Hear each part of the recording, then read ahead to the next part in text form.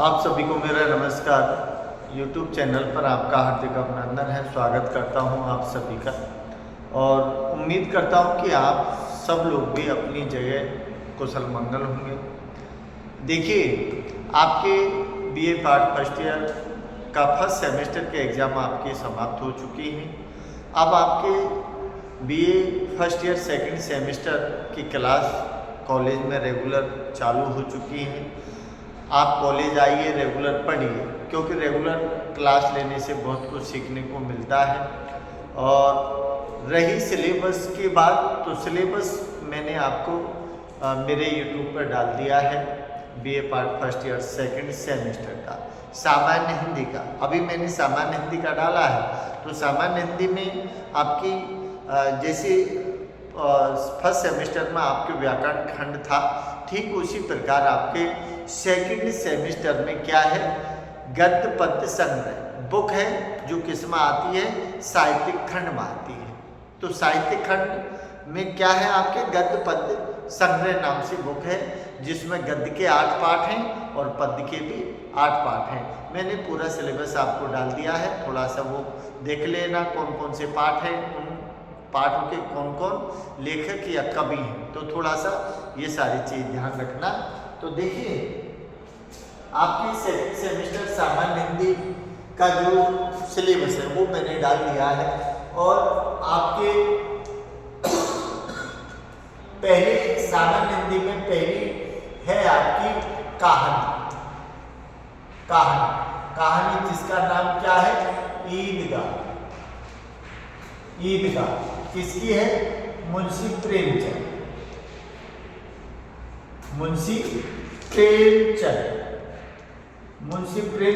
की है।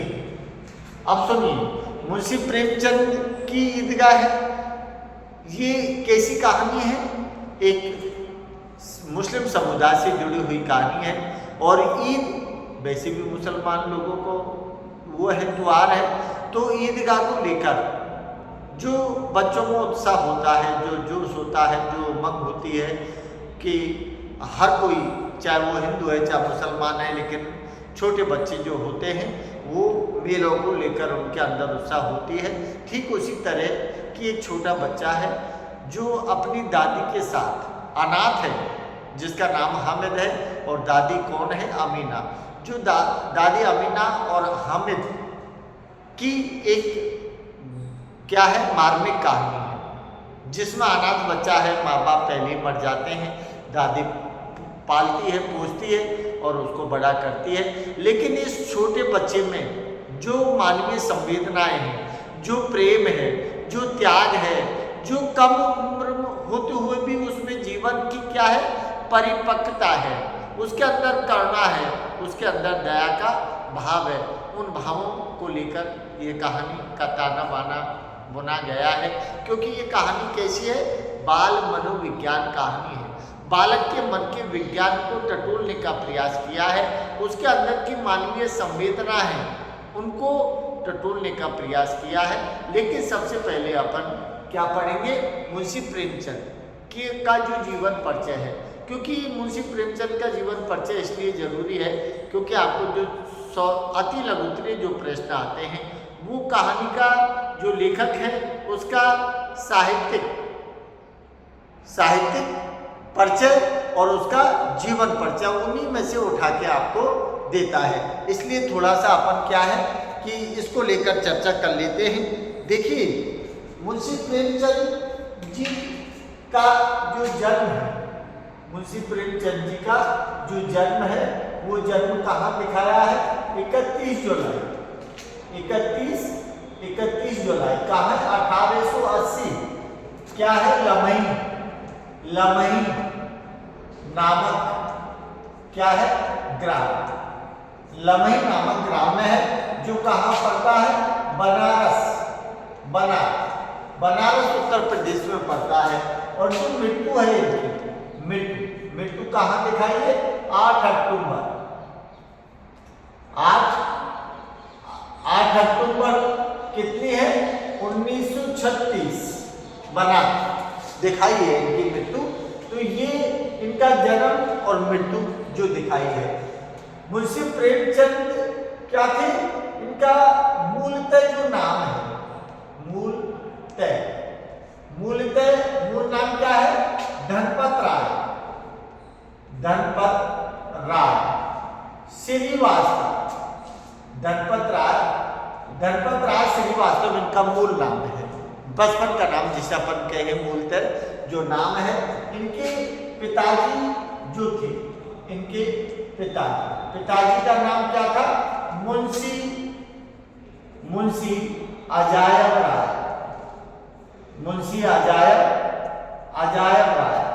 ये क्या थे, डाक विभाग में क्या थे, मुंशी। डाक विभाग में मुंशी अर्थात डाक विभाग में क्लर्की करते थे। तो मुंशी, यहाँ मुंशी प्रेमचंद मूलतः नाम तो क्या है इनका, धनपत राय।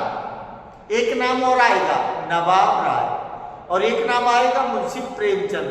तो मुंशी इनका टाइटल है, मुंशी इनका कोई नाम नहीं है, इनका टाइटल है, क्योंकि इनके पिताजी डाक विभाग में क्या थे, मुंशी। वही मुंशी टाइटल के नाम के आगे लगा है। प्रेमचंद नाम इनका हिंदी में है, उर्दू में अलग नाम है, जिसको हम नवाब राय नाम से जानते हैं, और मूल नाम क्या है, धनपत राय है। इनकी जो माताजी थी, इनकी माताजी का नाम क्या था, आनंदी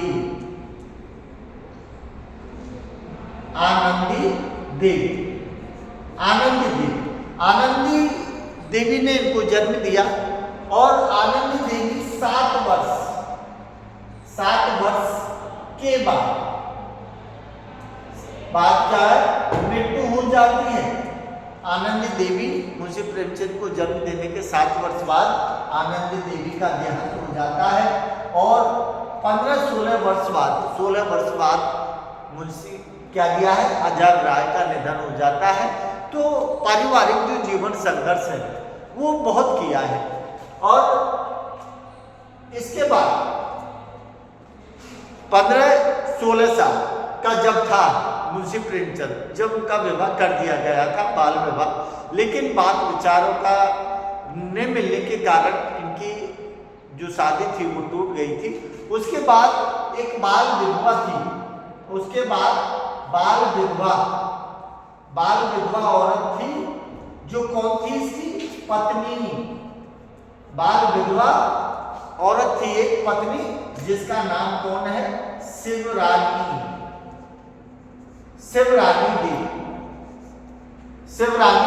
देवी।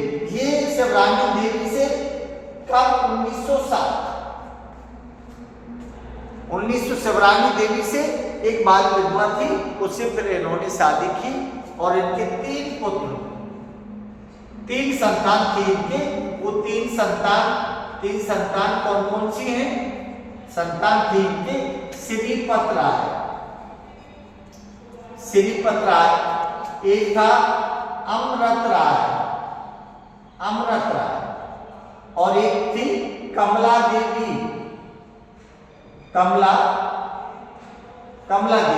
3 संतान थी मुंशी प्रेमचंद की। ये था इनका थोड़ा सा जीवन परिचय, पारिवारिक जो जीवन परिचय है वो है। अब इसके बाद अपन देखते हैं इनका साहित्यिक परिचय। तो देखिए,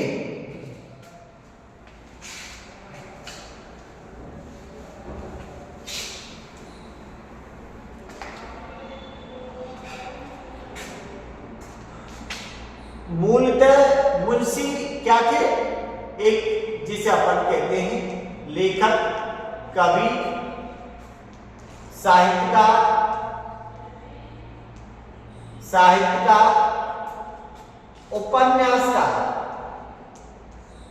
उपन्यासकार और कहानीकार।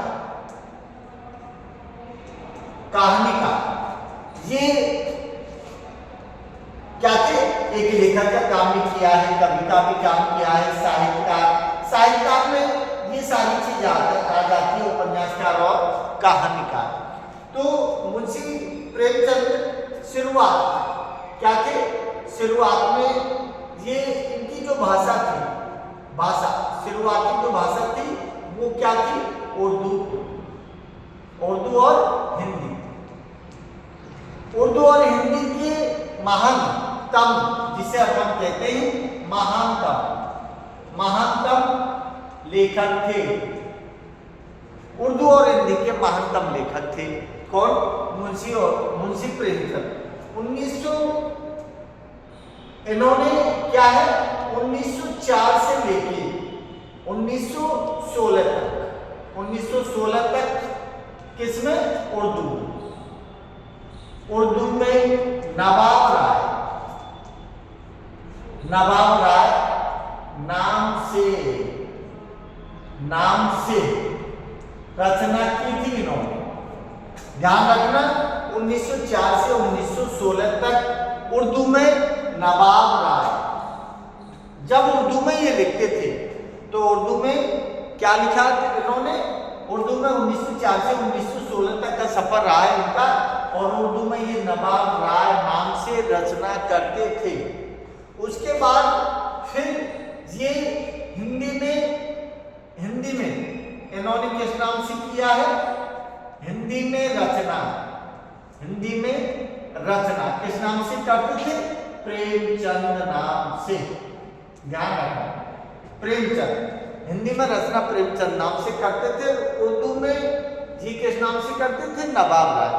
क्योंकि नवाब राय जब थे तो इनका पहला कहानी संग्रह था। कहानी संग्रह, पहला कहानी संग्रह, जिसे क्या बोला है? सोजे ये वतन। ये पहला कहानी संग्रह था इनका उर्दू में, जिसको अंग्रेजों ने उनकी जो प्रतिलिपियां थी सोजे वतन की, उसको जब्त कर लिया, उसको पाबंदी लगा दी गई। उसके बाद से ये प्रेमचंद के नाम से हिंदी में अपनी काव्य रचना करने, तो पहला कहानी संग्रह था इनका सोजे वतन। और भी कहानी संग्रह हैं उनके, सप्त सरोज है, नवनिधि है और सोजे वतन है। मानसरोवर के इनकी जो कहानियां हैं वो सारी की सारी मानसरोवर के 8 खंडों में विभाजित की गई हैं। तो थोड़ा सा ये ध्यान रखना, पहला कहानी संग्रह है सोजे वतन। उसके बाद इनको जो दी गई है, इनको क्या है? उपाधि कौन कौन सी दी गई थी? इनको उपाधि दी गई थी। एक तो दी गई थी कलम का सिपाही, कलम का सिपाही भी इनको कहा जाता है। और दूसरी उपाधि क्या दी थी? उपन्यास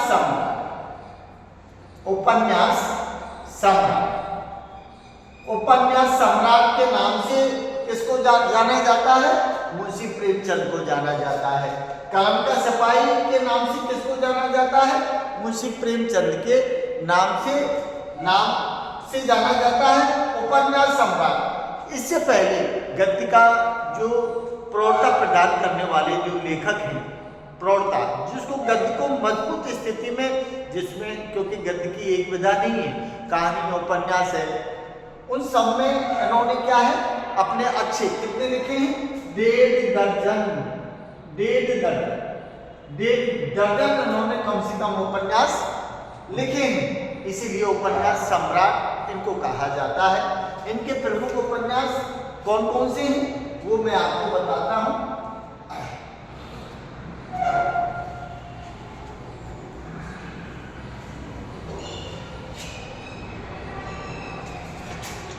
मुंशी प्रेमचंद के क्या है प्रमुख उपन्यास कौन कौन से दिए हैं इनके? जैसे गोदान, रंगभूमि, कर्मभूमि, निर्मला,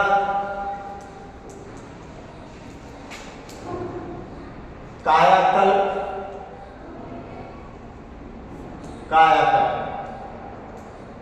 सेवा सदन,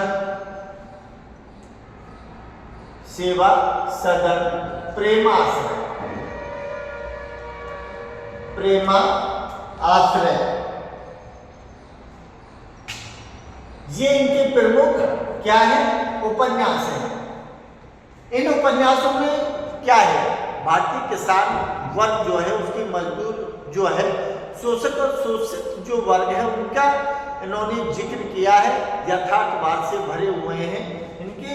और प्रमुख प्रेमचंद की प्रमुख जो कहानियां हैं, प्रेमचंद की प्रमुख जो कहानियां हैं वो कौन कौन सी हैं, मानसरोवर के 8 खंडों,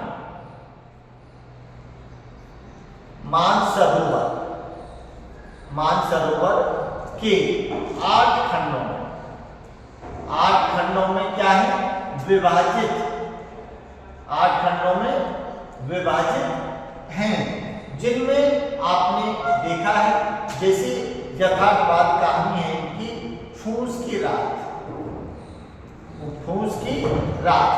क्या दिया है, बड़े घर की बेटी, बड़े घर की बेटी। क्या दिया है, 100। क्या दिया है, कफन। क्या दिया है,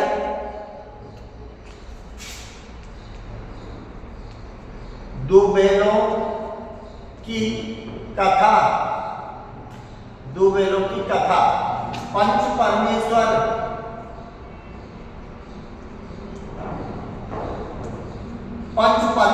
दो बैलों कथा, कफन, फूस की रात, बड़े घर की बेटी, बड़े घर की बेटी और 100। ये सारी की सारी इनकी क्या है, कहानियां हैं। ये उपन्यास के क्षेत्र में उपन्यास सम्राट और कहानी लगभग कितनी है, लगभग कहानी इनकी दिखाई है 300 के आसपास कहानी इनकी लगभग दिखाई। तो ये मुंशी प्रेमचंद का साहित्यिक परिचय था। अब देखिए इसके बाद जो दिया है कि इनके जो निबंध हैं, निबंधकार भी रहे हैं, इन्होंने निबंध भी लिखे हैं जो किसमें हैं, इनके निबंध संकलन है, निबंध संग्रह, जिसका नाम क्या है, निबंध संग्रह जिसका नाम है मेरे विचार में इनके क्या है, निबंध संग्रह है, जिनमें कौन कौन से निबंध आते हैं इनके, जिसमें कर्मला दिया है, कर्मला। क्या दिया है, संग्राम, प्रेम की विधि, ये इनके द्वारा रचित क्या है, निबंध संग्रह जो मेरे विचार में संकलित किए गए हैं। तो कहानी और उपन्यासकार के साथ साथ निबंधकार भी रहेंगे, इनके द्वारा रचित इनका साहित्यिक परिचय था। और उसके बाद इनकी जो काव्य रचनाएं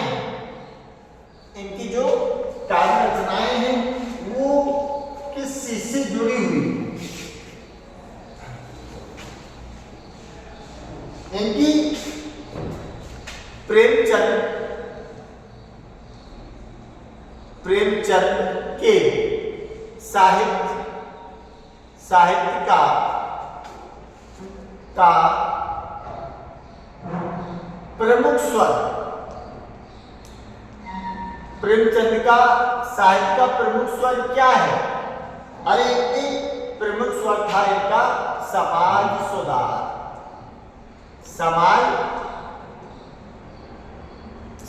सुधार इनके साहित्य का प्रमुख स्वर था। इसका मतलब है समाज में जो विसंगतियां हैं, जो ढोंग है, जो पाखंड है, जो आडंबर है, जो दिखावा है ना, उन सबको दूर किया है। तो यथार्थ समाज सुधार, जिसमें उन्होंने क्या दिया है कि समाज क्या दिया, समाज की कुरीतियां, क्या दिया है, राजनीतिक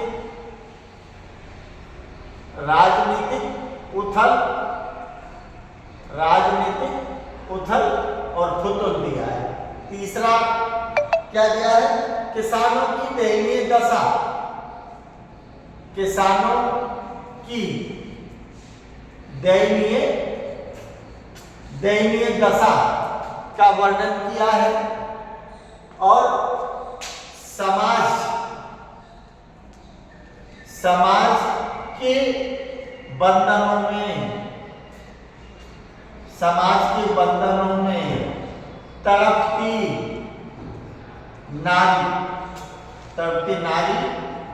नारी की वेदना, समाज के बंधनों में तड़पती नारी की वेदना। और क्या दिया है?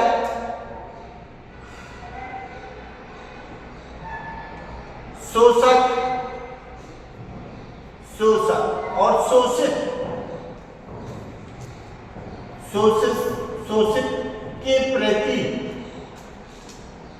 के प्रति मानवीय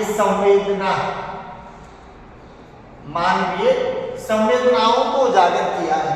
तो इनके साहित्य का प्रमुख स्वर है समाज सुधार में समाज की कुरीतियां है, जिसमें क्या है, जिसमें अपन कहें कि ढोंग है, पाखंड है और क्या है, आडंबर। ढोंग, पाखंड और आडंबर, इन सब का इन्होंने विरोध किया है। राजनीतिक उथल पुथल जो होता है राजनीतिक क्षेत्र में, उन सारी चीजों को भी इन्होंने आधार बनाया है। और इनके काम जो है, इनकी जो रचना है, उनमें क्या भरा है? यथार्थवाद और आदर्शवाद की झलक क्या दिया है? झलक दिखाई देती है। यथार्थवाद और आदर्शवाद की झलक बराबर दिखाई देती है। और उसके बाद ये क्या है कि जो गांधी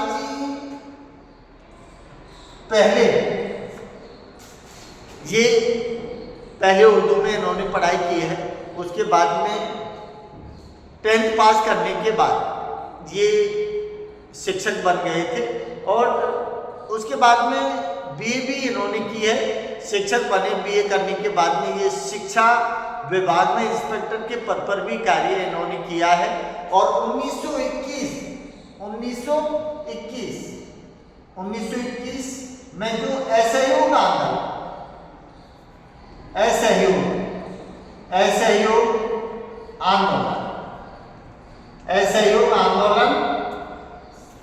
जो 1921 में असहयोग आंदोलन हुआ था गांधी जी का, वो इसमें इस आंदोलन में कूदे। उसके बाद इन्होंने क्या कर दी? अपनी नौकरी को छोड़ दिया। अपनी नौकरी छोड़ दी थी गांधी जी, गांधीवाद से प्रभावित होकर 1921 में असहयोग आंदोलन में अपनी भूमिका निभाई और नौकरी छोड़ दी। और उसके बाद किसमें लगे हैं? अपने जो काव्य सर्जन,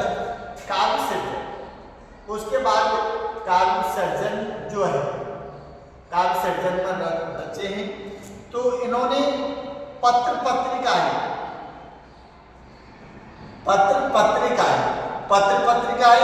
जिनमें क्या आती है आपकी? माधुरी, मर्यादा, हंस और जागरण जैसी माधुरी, मर्यादा, हंस और जागरण जैसी पत्रिकाओं का क्या किया है इन्होंने? संपादन का कार्य भी इन्होंने किया है। और फिर ये पूरी तरह से अपनी काव्य रचना में लग गए। ये था इनका जीवन परिचय और इनके साहित्यिक परिचय की जानकारी, क्योंकि छोटे क्वेश्चन आपको इन्हीं में से बनेंगे, इसीलिए मैंने थोड़ा सा इनको पहले बता दिया है। अब आपकी ईदगाह कहानी क्या है उसको लेकर मैं अलग से टॉपिक बनाऊंगा, क्योंकि फिर दोनों चीज़ों को मिलाएं तो वीडियो भी लंबी हो जाती है, ठीक से उसका एक्सप्लेन भी नहीं हो पाता है। नमस्कार।